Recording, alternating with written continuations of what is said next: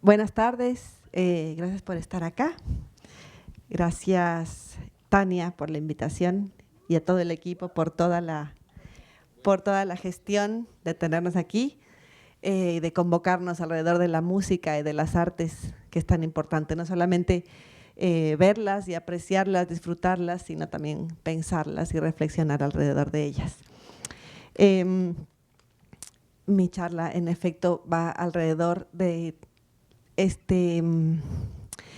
esta idea, esta propuesta de plantear cómo fortalecer a un ecosistema musical, pero es un modelo no solo aplicable a las industrias musicales, sino en general a las industrias culturales y muy específicamente hablando del modelo ecuatoriano, ¿no? Porque somos un país, como todos, bastante específico en sus modalidades de gestión y las maneras en las que nos hemos desenvuelto en este ecosistema responden a todo nuestro contexto social, político, bastante específico, inherente a nosotros. Es por eso que es tan difícil contarle a veces al mundo cómo funciona el Ecuador. Yo soy Fabiola Pazmiño. Soy la programadora del Teatro Nacional Sucre, en Quito, y les quiero contar un poco de esta investigación, pero también después les estaré contando sobre la fundación, que después de estas jornadas de diálogo me he dado cuenta que es realmente importante empezar por casa, por conocernos desde nosotros, desde los locales, que muchísimas veces resulta que nos venimos a encontrar en lugares que no nos imaginábamos. Ayer María Carrascal, desde Argentina, me presentó a la directora cultural del GAT de Cuenca. Y claro, es absurdo, es risorio, pero así funcionan estos mercados, ¿no? Son instancias en donde el azar también juega un rol necesario, pero siempre hay estrategia. Y participar en estos mercados, en estas metodologías de encuentro son necesarias porque te dan esa cancha, esa experiencia, esa noción de que estamos aquí para algo. No, poco a poco uno se va dando cuenta realmente para qué sirven y para qué es buena una en estas instancias. Y conectar siempre es el eslabón. Conectarnos y ayudar a que otros se conecten. Es muy notorio cuando alguien va a un mercado como con un interés muy, muy personal, porque te quedas en algo muy local, muy específico y la frustración va a ser inmediata. Es muy fácil frustrarse y si uno encuentra estos motivos, o sea, si uno encuentra en la conexión la razón de estar en estos lugares, se va a dar cuenta de que todo lo que hagamos tiene una repercusión y que mejore el ecosistema nos ayuda, mucho más de lo que ayuda a trabajar específicamente por un proyecto chiquitito para que se vaya desarrollando. Entonces, es así que llego a esta pregunta, ¿no? ¿Cómo es posible aplicar modelos de formación continua para fortalecer un ecosistema musical y enfrentar retos? Y esto pasa no solamente en nuestro país, que tiene grandes carencias y grandes deudas a nivel gubernamental, a nivel social, a nivel educacional. Pasa en el mundo entero. Nadie se siente realmente preparado para enfrentar una realidad laboral, una realidad industrial, después de salir de estudiar o de formarse en una universidad o en un instituto, de la manera que sea que uno recibe conocimiento. Al momento de enfrentarte a esa instancia en la que tienes que comer, resulta que tienes un montón de carencias y resulta que tienes un montón de vacíos y de necesidades. Entonces, ahí es donde entra este modelo de formación que planteo, en donde compartir y renovar es imprescindible. Salir de una universidad, creo que no hay mejor manera de sentirte en el vacío absoluto que cuando te gradúas, ¿no? Como que esa gran pregunta de ¿y ahora qué? Es gigante, es inmensa, es preocupante. Y estar en la universidad es llenarse de preguntas, de dudas, de cuestionamientos. Entonces, la respuesta es que hay que seguir haciendo, hay que hacer, y que para poder seguir haciendo hay que seguirse formando. Y me resulta muy necesario empezar a hablar de esto del ecosistema, porque es un término que empleamos todas las charlas, hablamos del ecosistema, pero bueno, ¿qué significa un ecosistema? Este es un significado como bastante concreto, ¿no? Eco significa morada o ámbito vital, y sistema es una referencia a un conjunto de cosas que relacionadas ordenadamente entre sí contribuyen a alcanzar determinado objeto. ¿Por qué resalto relacionadas ordenadamente entre sí?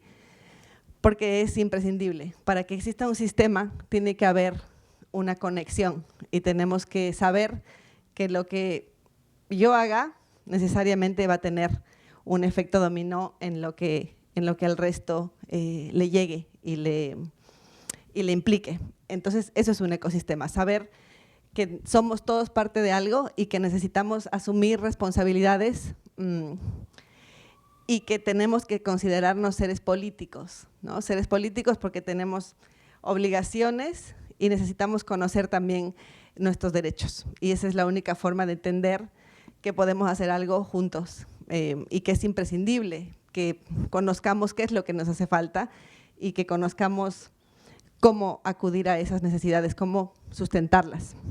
Y ahí es donde creo que hay una gran carencia en el Ecuador específicamente, y es esta falta de noción del hecho de que necesitamos pelear por políticas culturales, que estamos muy en pañales, y que si hay otros países que aparentemente tienen mucho mejor industria y pareciera que es porque hay más talento o la prensa les da más visibilidad a los proyectos o tienen más apoyo económico, todo empieza en la base, y son políticas y derechos culturales, que es lo que aquí necesitamos gestionar. Y para poder gestionarlos necesitamos conocerlos y entenderlos. Entonces, como estudiantes y como gestores y artistas de proyectos emergentes o de proyectos ya maduros, es imprescindible saber que se necesita conocer cómo funciona el Ministerio de Cultura, qué instancias existen, qué instancias tienen qué obligaciones, quiénes nos deben algo respecto a fomento, respecto a políticas, qué pedirle a quién. Creo que esa es una gran confusión. Y la academia no tiene todas las respuestas, ¿no? La academia son como herramientas para empezar algo, para empezar un camino, pero definitivamente no se puede quedar ahí. Entonces, hablo de que estos modelos ecosistémicos se convierten en esta alternativa para encontrar respuestas a un camino complejo que está en constante cambio. Al hablar de industrias culturales, que es un término que puede o no gustarnos, pero lo que implica una industria es que todas las personas que participan de ella pueden vivir de ella, pueden vivir en ella y pueden generar trabajo y generar conocimiento y verse beneficiados de esto. Entonces, es por eso que es importante hablar de industrias culturales, aunque el término no sea el que mejor nos encaje, pero es indispensable consolidarnos como una industria. Al hablar con muchísimos de ustedes y de los proyectos, hablamos de proyectos independientes, autogestionados, y huimos de anclarnos en el hecho de que necesitamos consolidarnos como industria. Y es ahí, creo, que está la gran falla, porque mientras sigamos así de aislados y sin establecer normas, sin juntarnos como gremio, sin demandar lo que debemos demandar, va a ser muy difícil llegar a donde queramos. Aparecen oportunidades increíbles, aparecen personas que son tomadores de decisiones en diferentes países interesados en el talento ecuatoriano, pero no tenemos cómo lograrlo. Entonces, para tener cómo lograrlo hay que unirnos formalmente. Y en eso es que hay que trabajar desde la formalidad de la formación continua, no quedarnos con los conocimientos artísticos, que creo que está clarísimo que en el Ecuador existe. ¿Qué cosa? Claro, entonces, a propósito de eso, les traigo esto, que fue una investigación que hicimos en el 2017, es decir, eso ya es hace 5 años. Sí. Gestora, no matemática.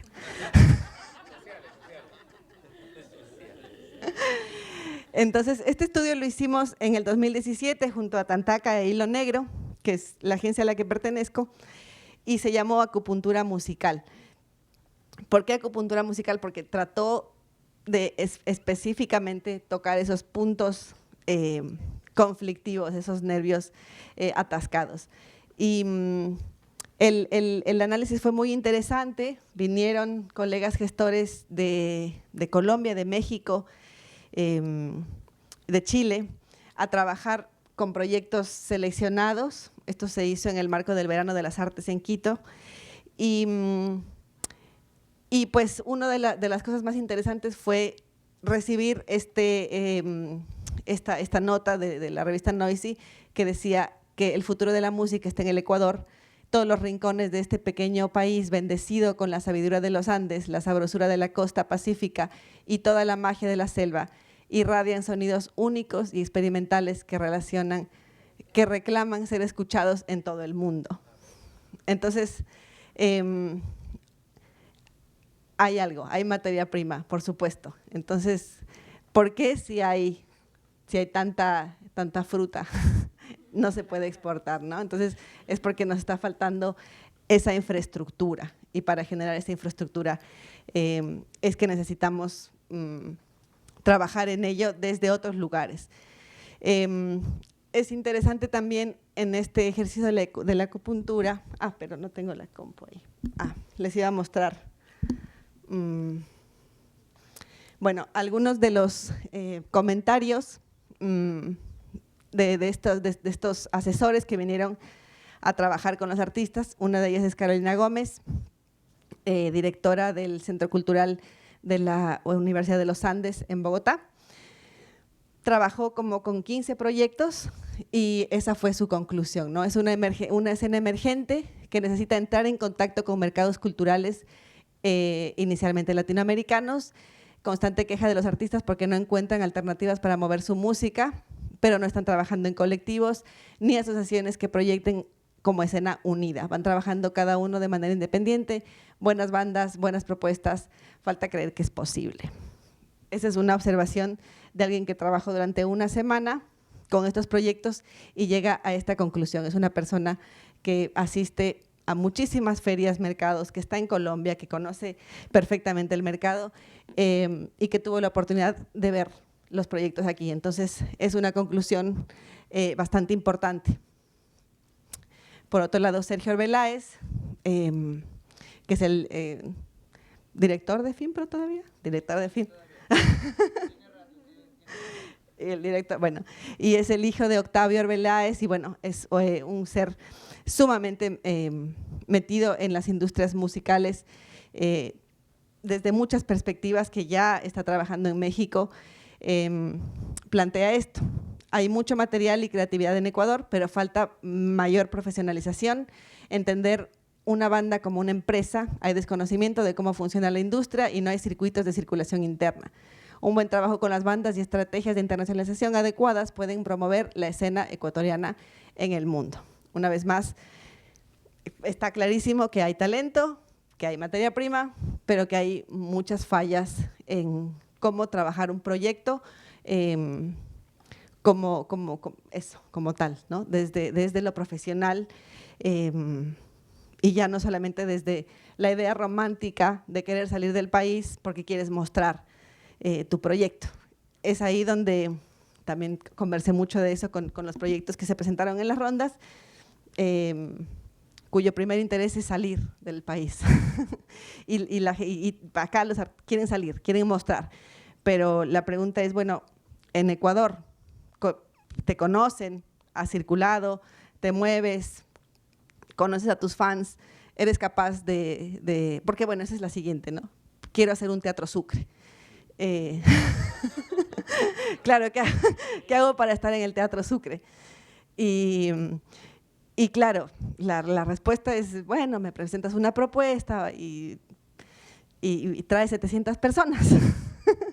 Y eso es difícil, es muy difícil. Es difícil para artistas consolidados, es difícil para agencias, compañías internacionales, es difícil para festivales, es difícil. Y ¿cómo no va a ser difícil para una banda local que tiene contacto con su audiencia, con su público por redes sociales? Obviamente hay fenómenos increíbles que se manejan por redes sociales y van a repletar no solamente un Teatro Sucre, sino estadios, pero no es lo común.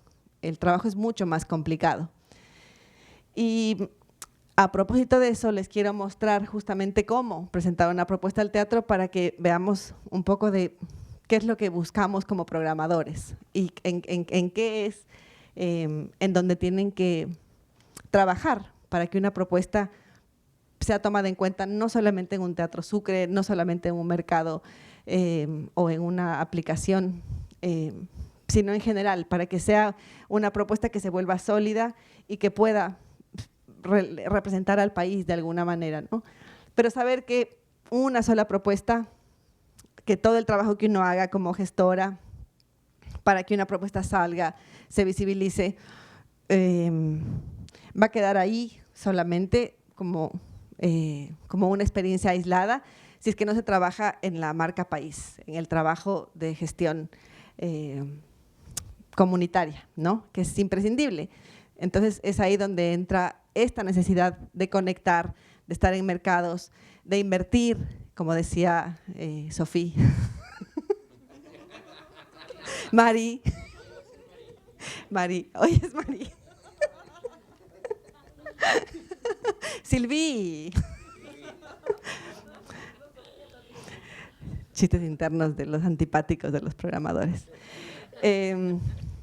Pero invertir en estos mercados es importante y hablé con muchísimos de ustedes que participaron en ruedas de negocios que me preguntaban qué hacer, qué esperar, qué decir y lo acaban de repetir muchos de los colegas, ¿no? No esperen que de esto salga una gira y una propuesta fantástica y una internacionalización sostenible, ¿no? De esto, para los que esta es su primera experiencia, pues va a ser eso, va a ser una primera experiencia, un primer paneo de lo que es un mercado, de lo que se puede hacer en él, de lo que se puede aspirar, y hay que construirlo. Y sí es una inversión que no para, ¿verdad, María?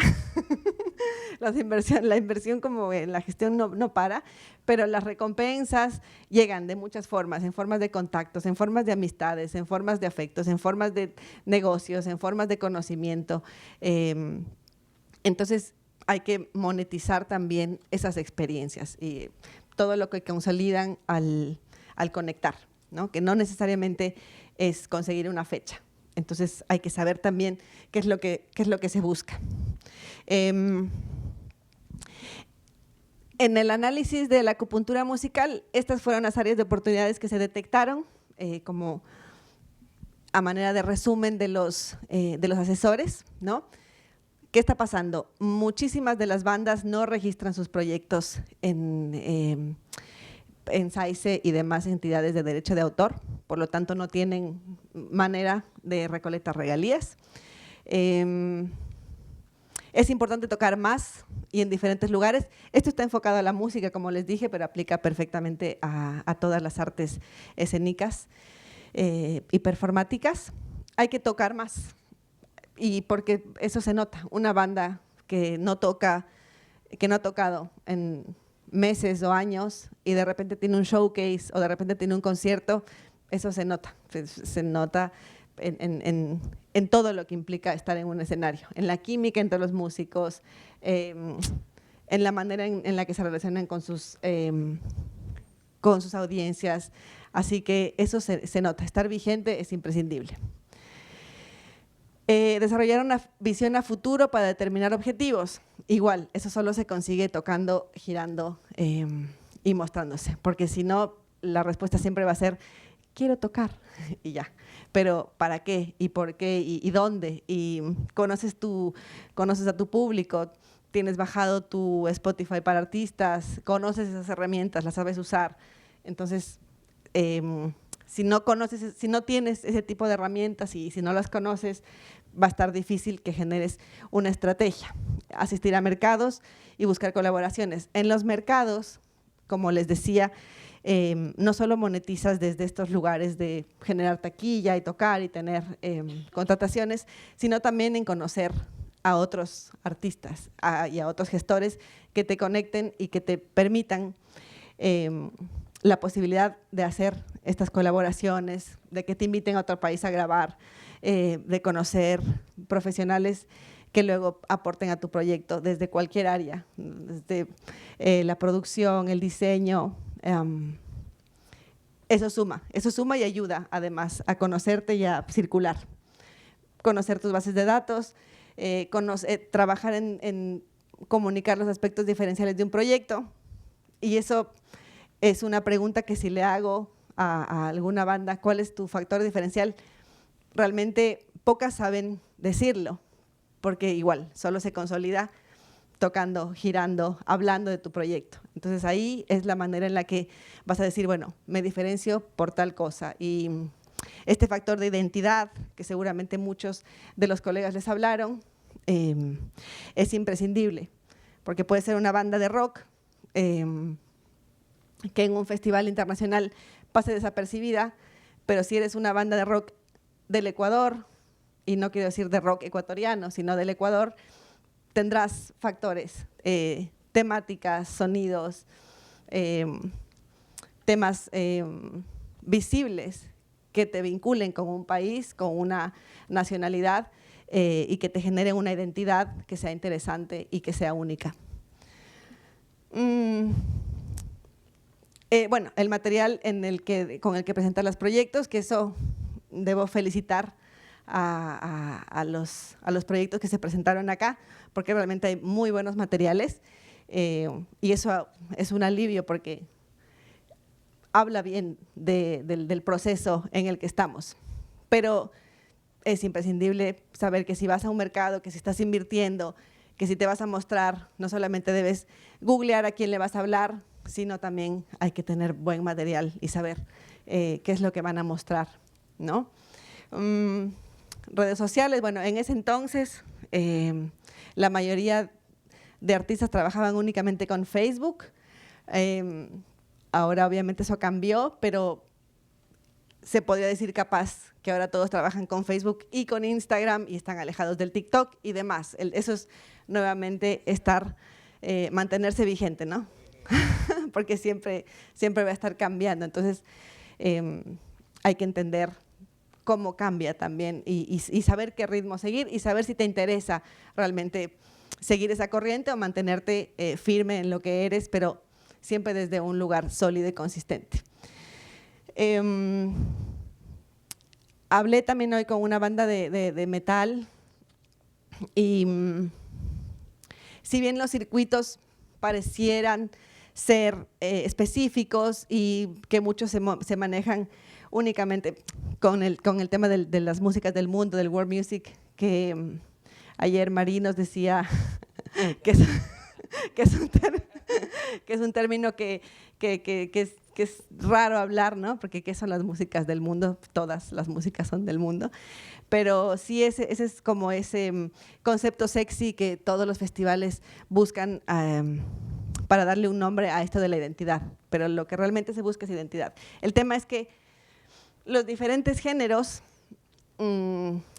siempre se sienten un poco se sienten más complicados de llegar a estos circuitos porque siempre pareciera que hay un género que tiene más suerte o más apertura o más visibilidad frente a otros, pero ya nos contaban de Trocker, ya hablábamos, igual hay una banda colombiana que son los Meridian Brothers, que es una banda inclasificable y que está pegándola increíble. Entonces, el género no es una limitante, ¿no? Sino hay que saber cómo contarlo. Y creo que por ahí también hay que tranquilizarse al momento de pensar que porque haces metal o haces jazz o haces música clásica, no perteneces a ciertos espacios, ¿no? Simplemente hay que saber cómo contarlo. Y bueno, ¿y dónde? Claro. Y las alternativas de monetización, que es lo que les comentaba, que hay que buscar. Siempre hay maneras alternativas de monetizar y tocar en vivo no siempre es la primera opción.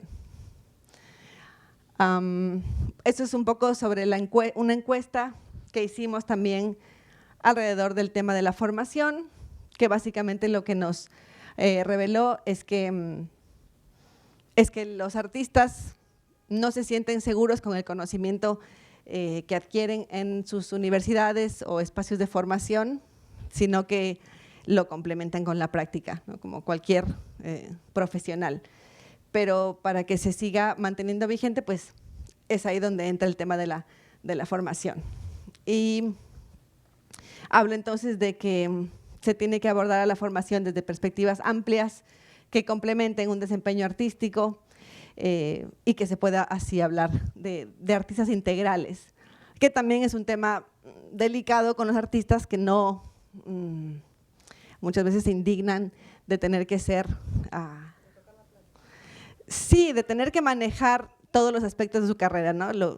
Lo que Sergio siempre habla de la uberización del artista, que idealmente no debería ser así. Por supuesto que la mejor manera de manejarse es con un equipo y consolidar equipos es una alternativa también de vinculación y de trabajo en red, y en una universidad es la mejor instancia para consolidar equipos porque los estudiantes están todos trabajan por amistad y gratis, entonces es el mejor lugar para encontrar estos equipos que después se van a consolidar ya como profesionales. Pero en el cine es muy visible eso. La mayoría de los equipos de cineastas profesionales se formaron en la universidad, ¿no? Como que ahí está el director de arte, el fotógrafo y demás, con los que trabajas como el resto de tu carrera. Entonces, para eso sirve muchísimo la universidad, para armar equipos de trabajo, vinculando a otras áreas y a otras redes. Y bueno, finalmente todo esto es lo que va a permitir convertirnos en estos seres políticos que les decía, en donde no solamente demandamos, no sé, apoyo desde el fomento, desde un espacio algo paternalista, sino también desde un lugar de conocimiento en donde es la política cultural la que nos cuide como ciudadanos, ¿no? Y no únicamente desde la queja de no recibir. Y ahora les quiero mostrar lo que les dije del teatro, para contarles lo que hace el Teatro Sucre y que también quede eso un poco claro, porque es notorio que vivimos en el mismo país, pero no necesariamente sabemos lo que hacemos. Entonces, el Teatro Nacional Sucre, la Fundación Teatro Nacional Sucre, es una institución público-privada que pertenece al municipio de Quito, pero se maneja de manera privada. Maneja 3 teatros, el Teatro Sucre, el Teatro México y el Teatro Variedades, y un centro cultural, que es el Centro Cultural Mama Cuchara, que alberga a los elencos de la ciudad, a la Orquesta de Instrumentos Andinos, coros, cantantes líricos. Por eso el teatro es un teatro que se especializa más en lo musical, porque sus ensambles son musicales. Se hace ópera, se hace producción propia. El Teatro Nacional Sucre tiene una capacidad de 700 personas y ejecuta festivales como el Festival de Música Sacra, el Festival Ecuador Jazz, el Festival Fiesta Escénica de teatro, además de tener una programación continua durante todo el año. Los Teatros México y Variedades tienen programación continua más bien desde las coproducciones, que es lo que les quiero mostrar, cómo se coproduce en el teatro. En la página entran a este lugar de presentación de propuestas, en donde están anunciadas las convocatorias que tenemos abiertas, las permanentes, las temporales. Las permanentes son siempre las coproducciones y las temporales es para los festivales que les comentaba antes. Así que cuando se quiere hacer una coproducción en cualquiera de los teatros, van a la parte de convocatorias permanentes y llegan a este formulario que le contaba al tío Igor, que es una vil copia barata de su plataforma, porque él tiene una plataforma fantástica creada solo para él y nosotros tenemos un Google Doc, pero va a trabajo en red. Entonces, la intención es la misma, la intención es poder tener información. La información que te levanta este tipo de formularios es valiosísima y es de alguna manera llegar a conocer audiencias, llegar a entender modelos de consumo, que con Ramón ayer hablábamos de que Ecuador es dificilísimo de comprender los modelos de consumo de arte, porque hay cosas gratuitas que revientan, pero de repente al día siguiente cambia por completo, hay cosas carísimas que igual les va increíble, cosas muy baratas de altísimo nivel que se quedan vacías. Pensamos que estamos en un trabajo de fortalecimiento de audiencias por trabajar ya 10 años en la programación de espacios y seguimos enfrentándonos a salas vacías. Entonces es un país complejo, es un país difícil. Yo pienso que esto se da también desde la educación primaria, en donde no hay un trabajo de sensibilización al arte y no se fomenta esta inclusión del arte dentro de la canasta básica del ciudadano. Entonces eso se refleja y se repercute en estas salas vacías y en lo difícil que es tener audiencias, pero solo se puede seguir trabajando en ello. Para coproducir entonces tienen este formulario que es bastante concreto. Introducen sus datos, a qué teatro quieren aplicar, en qué fecha, su rama artística, el nombre de su agrupación, del proyecto, el año de creación, la biografía, la sinopsis, los números, los integrantes, la nacionalidad. Y luego aquí empiezan las informaciones en donde ya nos ponemos más, nosotros como programadores realmente vemos ya en detalle si es que es una propuesta que está lista, que es presentable o si hay solamente mucho entusiasmo. El rider técnico y el stage plot, que muchas veces nos llegan como sketches en lápiz y hermosos, ¿no? Como para pegar en el corcho de nuestras oficinas. Entonces ahí también uno sabe que capaz que no está tan listo. Las redes sociales, nos interesa mucho ver redes sociales, no necesariamente por la cantidad de seguidores, esos son parámetros que sabemos bien que no dicen mucho, porque no reflejan una asistencia al público, pero sí que te reflejan un trabajo continuo y constante. En una red social puedes ver cuán vigente y cuán seria es la programación de una banda, ¿no? Cuánto se mueve, en qué espacio se presenta, si cuidan su imagen y el trabajo también que se hace anualmente. Las páginas web, que pocas agrupaciones tienen páginas web, pero se puede ver también ahí cuánto involucran como a la imagen de un proyecto. Las obras que tienen en repertorio, que para nosotros es básico saber por este tema de vigencia. Algo que para nosotros es muy interesante es esta parte de la capacidad de convocatoria. Ahí tengo así como estos memes de niños que responden exámenes, tengo respuestas a estas capacidades de convocatoria, ¿no? Como capacidad de convocatoria, sí. O capacidad de convocatoria 20%. Entonces,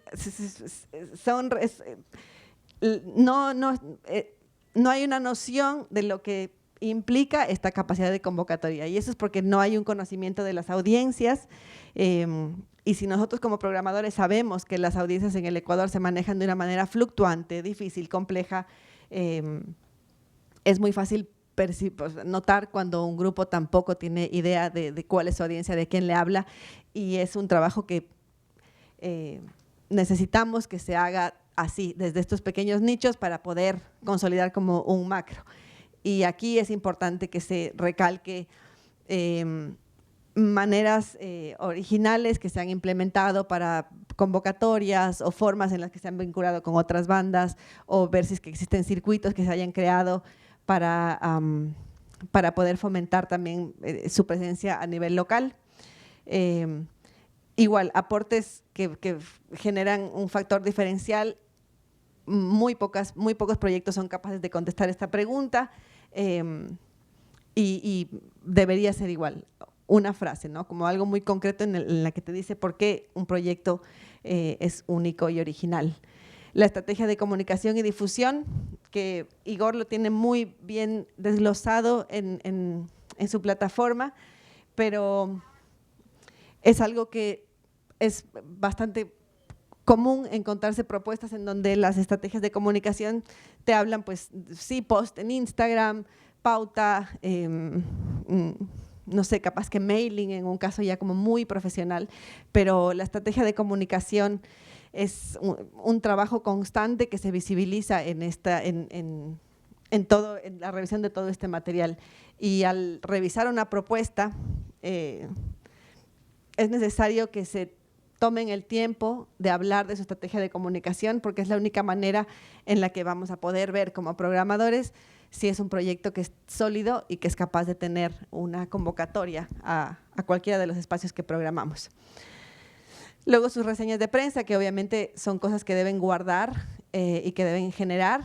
A veces en festivales, sobre todo, que invitamos a proyectos que son pagados, es notorio que el trabajo de difusión queda bastante atrás, porque como ya están pagados, no necesitan trabajar a la taquilla, hay muy poca atención en su presencia en medios, y eso les perjudica, porque si estuvieran en un festival, pero no tuvieron una reseña, no tuvieron presencia en medios, no hay manera de que después lo reporten o lo visibilicen para otras contrataciones. Claro, las notas de prensa terminan siendo como portafolio, ¿no? Totalmente. Presentaciones relevantes y demás, todas esas preguntas que parecen aisladas, pero generan conocer un proyecto a profundidad. Luego entender también esta pregunta de por qué solicitas el escenario. Cuando preguntamos eso, las respuestas siempre son porque es el mejor escenario del país, porque es un teatro hermoso, porque su arquitectura, pero nadie realmente es capaz de explicar por qué su proyecto tiene relevancia, o sea, por qué es pertinente que ese proyecto se presente en cualquiera de los teatros a los que aplica. Entonces es una reflexión que también se tiene que hacer, ¿no? Como, ¿para qué me interesa? Me interesa porque es lindo, porque voy a tener la mejor infraestructura, iluminación, o me interesa porque es parte de un proceso. Y ahí siempre me recuerdo mucho que Grecia Albán, hace 3 años me parece que estuvo por primera vez en el Festival de Jazz. Ella me dijo, bueno, yo empecé el año planteándome lo que quería hacer en el año, y yo quería hacer tal festival, tal muestra, lanzar mi disco y hacer el festival de jazz. Y me dijo, y listo, esto era lo último que me faltaba y mi año está. Entonces, o sea, un artista que tenga una estrategia y que pueda ir haciendo check de lo que va queriendo, obviamente está trabajando para eso de una manera estratégica, profesional y como cumpliendo con esto que implica menos frustración. Sí, a todo nivel, ¿no? Igual sí me ha pasado como que me preguntan del teatro de Sucre, como que ¿qué tal está Sucre? Y yo como, bueno, está muerto. Sí, como que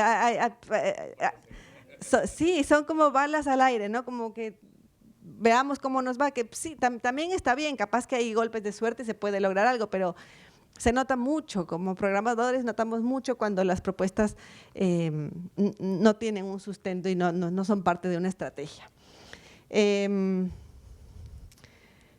Y bueno, comentarios en caso de que haya algo que tengamos que saber y demás. Y estos documentos acá, que también… yo vivo con un señor que es músico y tengo que escuchar muchas quejas y sé cómo sufre y el pobre siempre sale bastante mal parado porque o sea, es puteada tras puteada, es como que esto es así porque es así y que seas artista no te exime de que esto sea así, pero sí da como, da frustración como programador en general que los artistas no comprendan el nivel burocrático que implica querer ser parte de una programación pública o financiada de manera privada, como fuera, pero entender públicamente, entender políticamente que una contratación artística implica una obligación social, legal, es necesario. Ahorita estamos haciendo contrataciones para el Festival de Jazz y una productora nos dijo que se va a quejar públicamente del maltrato que les damos a los artistas por pedir tanto papel, ¿no? Y sería lindísimo que eso sirva de algo, porque yo sería feliz de no tener que hacer contratación pública y de tener que pasar por ese calvario, pero pasa lo mismo cuando sacas una cédula, pasa lo mismo cuando quieres un pasaporte, pasa lo mismo cuando te compras una casa. Los trámites son así y gestionar un contrato con un teatro público, privado, lo que fuera, es un trámite al fin y al cabo. Ya está claro, tu capacidad artística me convenció, me conmovió, me interesa, la necesito, la quiero, vamos a la parte transaccional. Y una transacción es una transacción y implica burocracia. Entonces esto de tener que estarles cuidando también desde este lugar de, sí, perdóname artista por tener que someterte a lo burdo y mundano de la contratación, es molesto, ¿no? Entonces también es una invitación a que se asuman como seres civiles también que tienen que hacer trámites. Y que si no los quieren hacer, consoliden un equipo de trabajo y que tengan un manager o una manager que les gestione y les trabaje y les maneje y ustedes no tengan que trabajar en esto, pero tenemos esto aquí en este formulario. En realidad, y esto es una confesión para los que estamos aquí, no lo divulguen, pero no necesito tu RUP para esta aplicación. Si es que eres seleccionado, lo podemos gestionar después, pero hay artistas que dicen, no tengo RUP, pero ya vi cómo es, lo puedo gestionar, te lo mando. Ah, sí, obvio que sí, pero solamente llegan propuestas como en la casilla del RUP llega el RUC, o llega la cédula, o no llega nada, o no someten la propuesta porque no tienen RUP. O de paso ya viene la queja y el llanto de ¿por qué me pides un RUP? Y porque si solo voy a aplicar y si no me seleccionas, igual ya saqué el RUP ¿y para qué? Entonces es un pasito que me va a ahorrar una pelea después, o sea, pedir ese documento ahí. Y es como cachar qué tan preparado está un artista, gestor o manager de hacer como todas las tareas después correctamente. Y por eso solicitamos todos esos papeles que que implican proceder a un proceso ya de contratación. Y ya en honor al tiempo, eso quería mostrarles, y no sé si tienen preguntas, pero hasta ahí conmigo. Gracias.